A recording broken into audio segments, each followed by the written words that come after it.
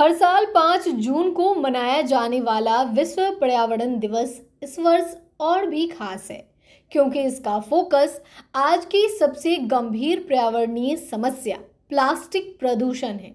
2025 की theme and plastic pollution रखी गई है, जिसका उद्देश्य लोगों को प्लास्टिक के बढ़ते उपयोग और इसके दुष्परिणामों के प्रति जागरूक करना है। प्लास्टिक प्रदूषण आज न केवल धरती बल्कि समुद्री जीवन और मानव स्वास्थ्य के लिए भी बड़ा खतरा बन चुकी है। ग्लोबल वार्मिंग, असामान्य मौसम परिवर्तन और जीव जंतुओं की विलुप्त होती प्रजातियां इस बात का संकेत है कि यदि हमने समय रहते पर्यावरण की सुरक्षा नहीं की तो धरती पर जीवन संकट में पड़ सकता है।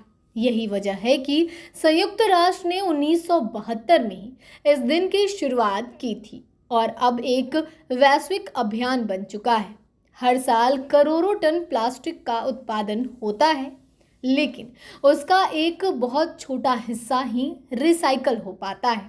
शेष प्लास्टिक न तो मिट्टी में मिल पाता है और न ही नष्ट होता है, जिससे यह कई वर्षों तक प्रकृति को नुकसान पहुंचाता रहता है। समुद्रों में फेंके गए प्लास्टिक समुद्री जीवों के लिए घातक साबित हो रहा है और यही माइक्रो प्लास्टिक हमारे भोजन और पानी में मिलकर इंसानी स्वास्थ्य को भी खतरे में डाल रहा है।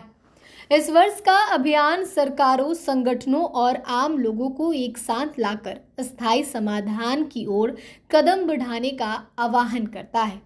स्कूलों, कॉलेजों, संस्थानों और सोशल मीडिया के जरिए व्यापक स्तर पर जागरूकता अभियान चलाए जा रहे हैं। विश्व पर्यावरण दिवस 2025 एक महत्वपूर्ण अवसर है जब हम सभी को मिलकर संकल्प लेना चाहिए प्लास्टिक के उपयोग को कम करें, पुनः उपयोग को बढ़ावा दें और प्रकृति के साथ संतुलन बनाकर आगे बढ़ें।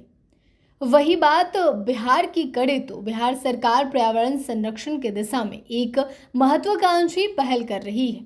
जल जीवन हरियाली अभियान के अंतर्गत राज्य में जल, जमीन और जंगल की स्थिति सुधारने के लिए समन्वित प्रयास किए जा रहे हैं। वित्तीय वर्ष 2025-26 के लिए सरकार ने 5 करोड़ पौधे लगाने का लक्ष्य तय किया है, जो हरियाली बढ़ाने की दिशा में एक बड़ा कदम माना जा रहा है। इस अभियान के तहत राज्य के सूखते जा रहे वेटलैंड को पुनर्जीवित करने का कार्य भी प्राथमिकता पर है।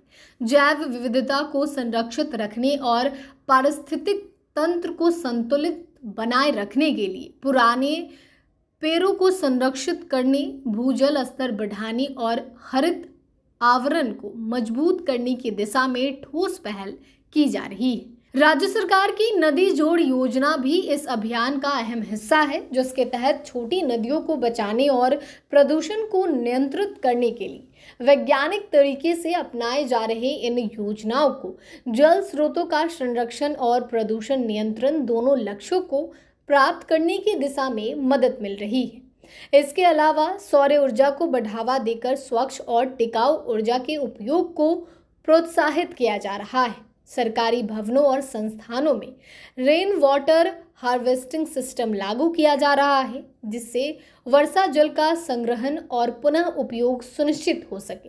बिहार सरकार का यह अभियान न सिर्फ पर्यावरण संरक्षण के लिए एक मॉडल के रूप में उभरा है, बल्कि जलवायु परिवर्तन की चुनौतियों का स्थानीय समाधान भी प्रस्तुत कर रहा है। जल, जंगल और जमीन के इस त्रिकोणीय प्रयास से बिहार भविष्य में एक हरित राज्य बनने की दिशा में अग्रसर है।